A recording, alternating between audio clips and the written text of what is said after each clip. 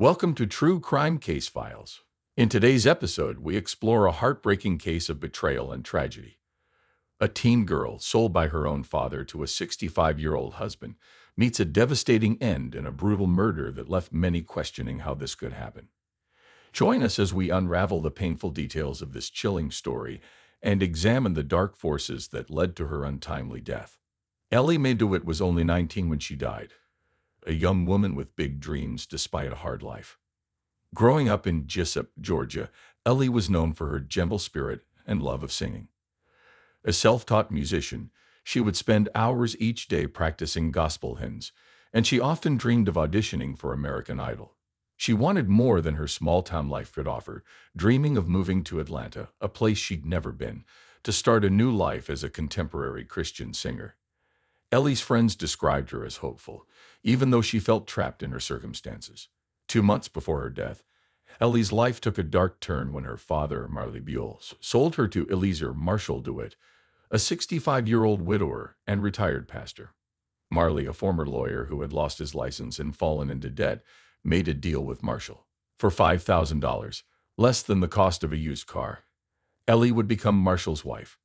Marley was known around town as a gambler with a drinking problem, and he saw Ellie as a way to settle his bills, a common scenario in the Deep South. When Marley made the deal, he didn't consider Ellie's feelings or dreams.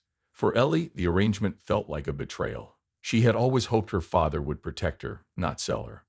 Marshall was well known in Jesup for his conservative sermons, and some townspeople saw him as a respectable, if rigid, figure. But at home, his controlling nature made Ellie's life miserable. She was never allowed to leave Jesup, much less pursue her music dreams. Marshall saw her aspirations as sinful and told her she was made to be his wife, nothing more. He often used scripture to justify his dominance, telling Ellie it was God's will that she serve him in silence, including sexually.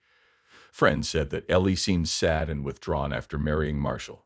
She often looked worn out and distant, and people could tell she was unhappy. In the days before her death, Ellie was restless. She had started talking more openly about wanting to leave Marshall and escape her life in Jesup. She began to spend time with friends at Bev's liquor store, owned by her friend Bev Turner's family. Ellie found comfort talking with Bev, who listened to her worries and frustrations. Ellie even mentioned running away to Atlanta to audition for American Idol, a glimmer of hope she clung to, even though the chance of escaping seemed slim. Despite her hopes, Ellie faced constant reminders of her situation. Living with Marshall was a daily struggle, and with her father's betrayal still fresh, Ellie felt isolated and alone. She was a young woman trapped by choices others had made for her, but she never stopped dreaming of freedom, even if it was only a small light in the darkness. Sadly, however, her dreams would end in death. On a humid morning in late June of 2013, a young woman's body was found on the outskirts of Jesup, Georgia, near the old railroad tracks just outside of town.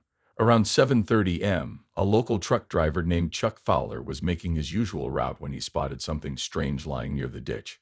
At first, Chuck thought it might be discarded trash, but as he drew closer, he saw it was a person. Shocked, Chuck quickly pulled over, dialed 911, and reported what he'd seen. He later told authorities he felt an overwhelming sadness knowing he'd stumbled onto something tragic. When police arrived, they confirmed that the body was that of Ellie Mae DeWitt. Ellie had been laid carefully in the ditch, naked, her eyes closed, and her body still. She had no visible signs of clothing, and an old leather belt was found wrapped around her neck, which suggested she'd been strangled. Authorities immediately began to search the area for clues, but they quickly realized there were no personal items, like a purse or phone, near her body. To them, it looked like she'd been killed elsewhere and then brought to this location. As word spread around town, people were stunned. Many knew Ellie as the quiet young woman who had married Marshall DeWitt, the much older pastor who kept to himself. Friends and acquaintances struggled to understand how Ellie could end up here, especially since she seemed to be so private and seldom left Marshall's side. Police tried to gather statements from locals, but details were scarce. People mentioned seeing Ellie at Bev's liquor store a few days prior, looking tired but friendly. Chuck, the driver who'd found her, would later say he couldn't shake the image of Ellie lying there in silence, her dreams and life cut short. What started as a routine delivery had turned into the discovery of a tragic scene that would haunt the town of Jesup for years to come. When police arrived on the scene near the Jesup railroad tracks, they moved quickly, blocking off the area to keep bystanders back. Leading the investigation was Detective James Colson, a straightforward officer in his late 40s known for his calm demeanor and thorough approach. Detective Coulson, along with his partner, Detective Amelia Burke, took charge of examining the scene, focusing on any potential evidence around Ellie Mae DeWitt's body. As they assessed the area, one detail stood out: the old, worn leather belt still fastened around Ellie's neck.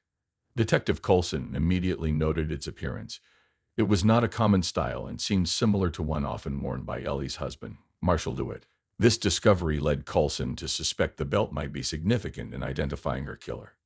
Ellie's body lay undisturbed, indicating she'd likely been killed elsewhere and placed here after death. There was no sign of a struggle in the area, no disturbed ground, and no marks on her hands or feet, suggesting she didn't fight back here. Investigators took note of these factors, speculating that her killer might have been someone she knew and trusted, someone she wouldn't feel the need to fight. The detectives carefully photographed the scene from multiple angles, hoping to capture any overlooked details. Forensics teams arrived soon after, gathering soil samples from around Ellie's body and taking swabs for potential DNA evidence. They'd also dusted the area for fingerprints, hoping something would lead them to a suspect.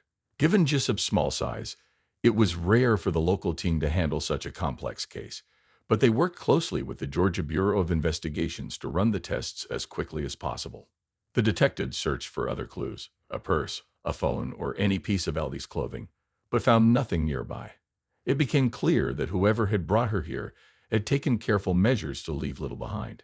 The case began to take on a darker tone as Detective Coulson and Detective Burke pieced together these early details. The belt remained their strongest lead, connecting Ellie's death to someone close to her.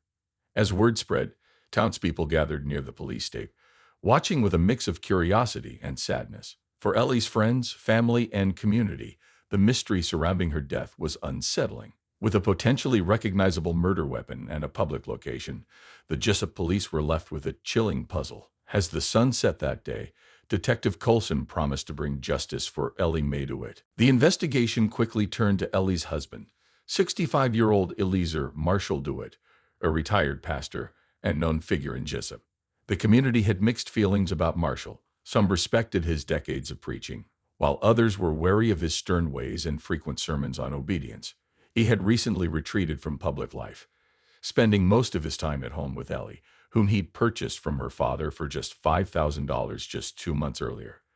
When Detective Coulson and Detective Burke arrived to question him, Marshall was sitting alone on his front porch, his Bible resting on his lap. Marshall had a reputation for being deeply traditional, believing strongly in a man's divine authority over his household. During questioning, he was guarded, maintaining a calm yet evasive demeanor as he spoke about his marriage to Ellie. According to him, their marriage was arranged out of necessity. He needed an insexual outlet and someone to do the chores, and Ellie was in need of strong guidance, as he put it. When asked about the belt found at the scene, Marshall claimed he'd recently lost one, but he couldn't remember where or when. He shrugged off the question, explaining that belts wear out, and he hadn't given it much thought. Detective Burke pressed further, asking Marshall about Ellie's recent moods and whether she'd been happy in their marriage. Marshall grew visibly annoyed at the line of questioning. He described Ellie as young and full of dreams, but he insisted that her fantasies about singing in Atlanta were dangerous distractions that didn't belong in a Christian household. When detectives asked if he'd ever hurt her, Marshall's face darkened, and he defensively replied that he whipped her whenever she did the chores wrong, but never intended to cause her harm. He added that he used scripture to guide his actions and always acted in Ellie's best interest. As the questioning continued, Marshall became increasingly agitated. He described Ellie's dreams as childish, scoffing at her aspirations of a singing career. He admitted that he had forbidden her from leaving Jessup, fearing the corrupting influence of the outside world. Marshall's control over Ellie's life, as detectives began to see, ran deep, restricting her choices, her friendships, and even her faith. Yet he insisted that Ellie's death had nothing to do with him, portraying himself as a misunderstood protector rather than a suspect. Despite his denials, Marshall's statements raised many questions. His dismissive attitude toward Ellie's dreams, his control over her life, and his loose response about the missing belt all pointed to a man who viewed Ellie not as a partner, but as his possession.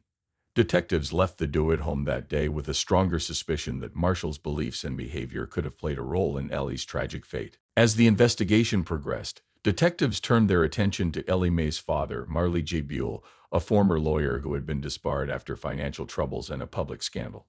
In Jessup, Marley was known for his brash personality, his sharp legal mind, and an unfortunate tendency toward reckless behavior. At 43, he was far from the once promising attorney people remembered. His fall from grace had left him bitter, broke, and spending most nights at Rusty's bar or at the liquor store, where he racked up debt he struggled to pay back. Detective Coulson and Detective Burke found Marley at his small, cluttered home, where he was nursing a drink when they arrived. His body language was defensive, and he greeted them with a half-hearted shrug. When questioned, Marley seemed indifferent, more concerned with his dwindling finances than with his daughter's death. He described Ellie as a stubborn girl, often daydreaming about a life that, in his opinion, was beyond her reach. He admitted he had arranged her marriage to Marshall because he saw no other way to settle a large debt he owed to the local liquor store. Detective Burke questioned him about his last conversation with Ellie, and Marley only shrugged, saying she had become too soft and needed a man to bleep her. His dismissive tone struck a nerve with the detectives, who noted his lack of remorse. Marley didn't attempt to hide the fact that he viewed Ellie as more of an asset than a daughter. "She wasn't gonna make it big," he said, rolling his eyes. "This ain't some American Idol fairy tale." When Detective Coulson pressed him about his financial situation, Marley admitted that the $5,000 he received from Marshall had barely made a dent in his debt. He mentioned that Ellie had tried to talk to him about her unhappiness in the marriage, but he brushed her off, reminding her that her dreams were foolish. When asked if he'd ever considered Ellie's feelings, Marley seemed almost annoyed, muttering that he didn't raise her to be a princess. As detectives continued questioning, Marley grew increasingly irritable. His answers became vague, and he started deflecting, blaming Ellie's youth and wild ideas for her troubles. He scoffed when asked if he thought Ellie's marriage might have led to her death, accusing the detectives of wasting time on him, when, in his words, everyone knew Marshall was the one controlling her. Despite Marley's lack of cooperation, the detectives noted the strained relationship he had with Ellie and his complete disregard for her well-being. To Marley, Ellie's marriage had been a business deal, pure and simple. The financial desperation and his cold treatment of his daughter revealed a man who saw little value in Ellie's dreams or her happiness. Detectives left Marley's home feeling that, while he hadn't necessarily murdered Ellie, his decision to sell her may have set her tragic end in motion. On June 24, 2013, Jessup police received a call that changed the course of Ellie Mae's case. That morning was humid, with thick clouds gathering overhead, as the call came in from Wayne Memorial Hospital. Ellie's autopsy report had uncovered a surprising twist. She was several weeks pregnant at the time of her death. This detail had gone unnoticed by everyone in her life. For Detectives Coulson and Burke, this information opened up a new set of questions and possible motives. Ellie's pregnancy wasn't just a detail. It could have been a motive for her murder. Immediately, the detectives started reviewing her relationships and anyone she might have been close to in recent months. They knew her marriage to Marshall DeWitt was strained, and Ellie had often expressed her unhappiness. But this new information suggested she had sought comfort elsewhere, likely with someone she trusted. The detectives wondered if she had formed a connection with someone outside her marriage and began searching for leads on who this potential baby daddy might be. Detective Coulson decided to check into Ellie's text messages and social media activity, hoping it would reveal more about her personal life. Ellie had mostly used her old Nokia cell phone for texting and had a modest Facebook profile.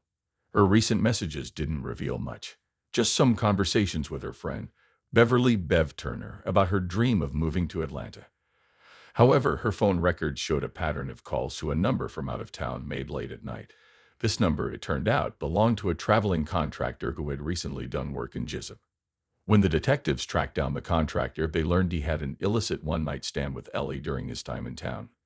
He confirmed they had sex together, sharing their dreams and frustrations. He also admitted he was unaware of her marriage situation and had no idea she might have been pregnant.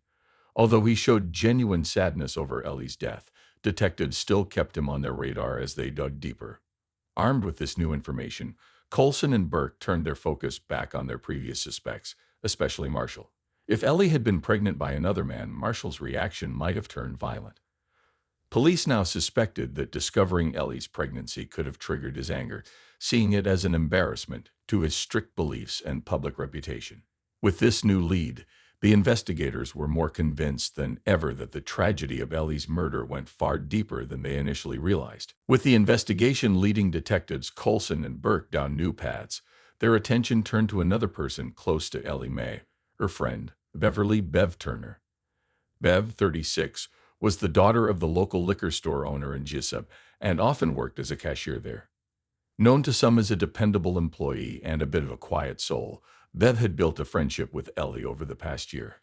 She was one of the few people Ellie confided in, often visiting her during Bev's shifts at the store.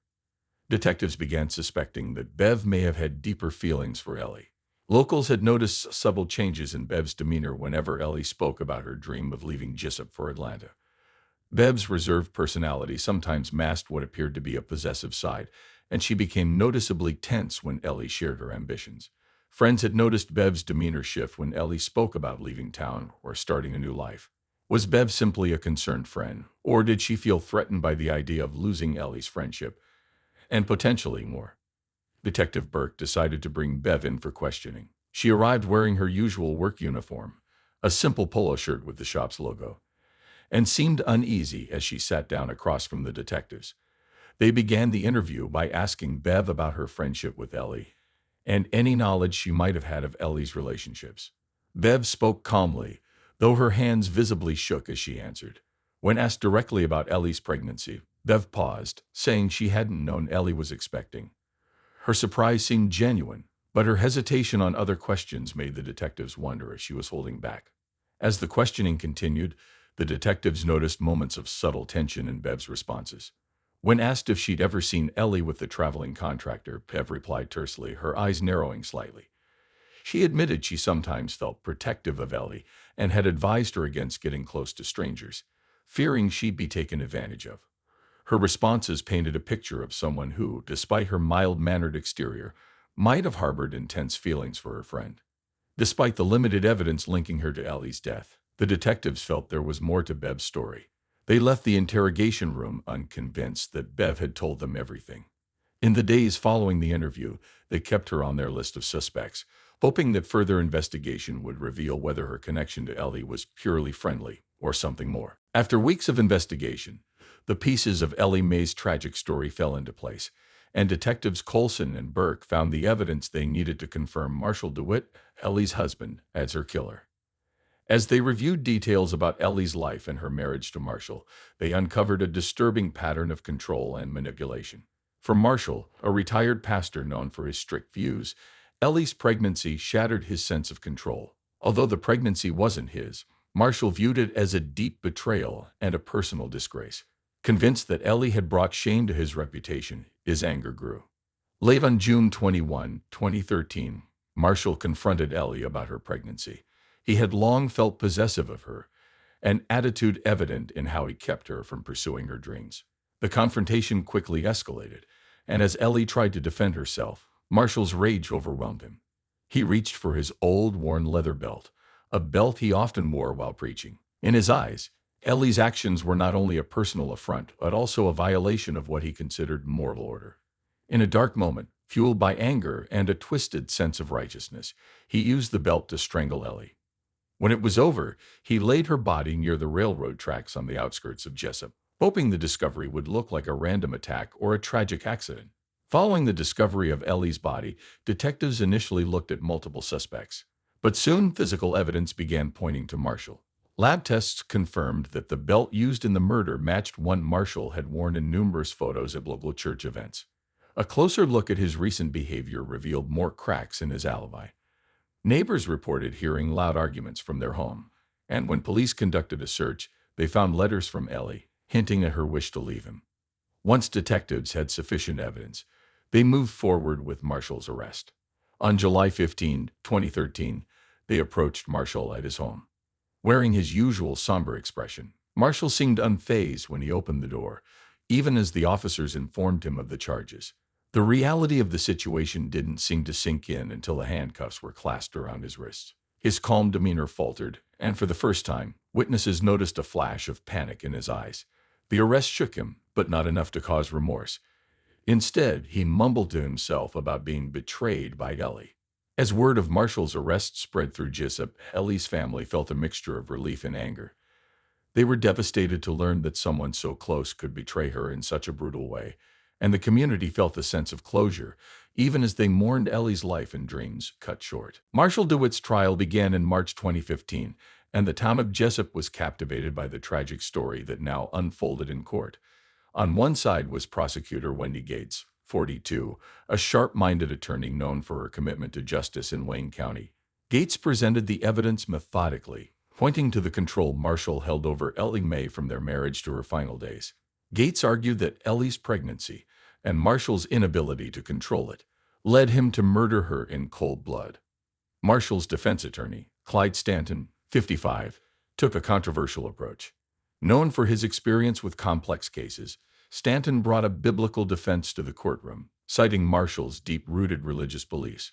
Stanton argued that Marshall had acted out of a distorted sense of righteousness, claiming he'd been driven to discipline Ellie for what he saw as a grave sin. This biblical angle painted Marshall as a man whose actions, while wrong, were motivated by his faith.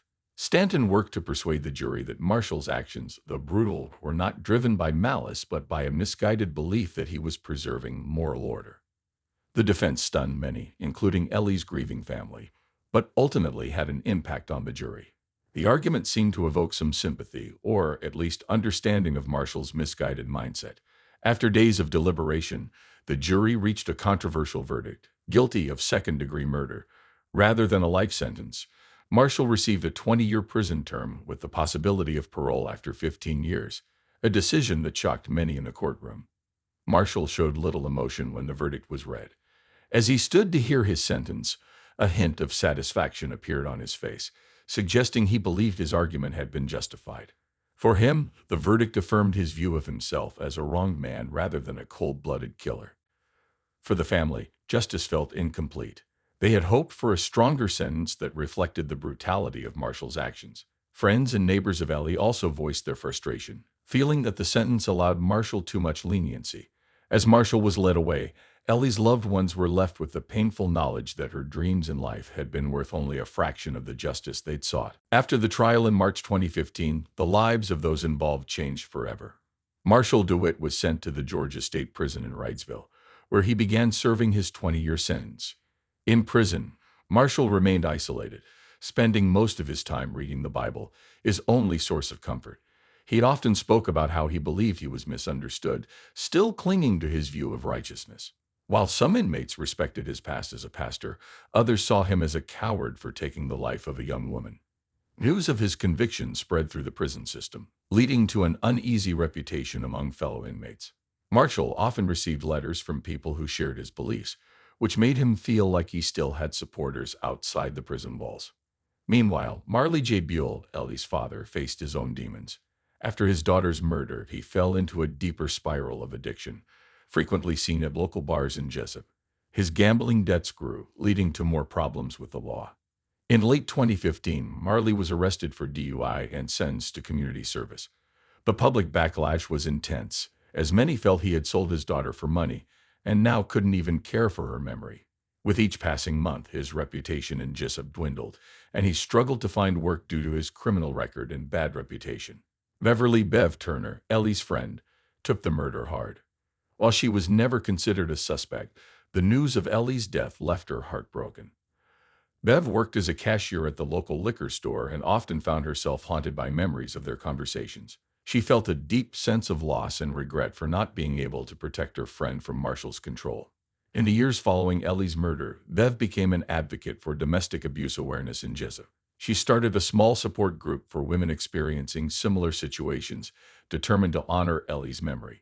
Bev's efforts earned her some recognition in the community, and she became known for her passion for helping others escape abusive relationships. Though their paths were different, the lives of Marshall, Marley, and Bev remained intertwined with the tragic memory of Ellie Mae DeWitt, forever changing the fabric of their small town.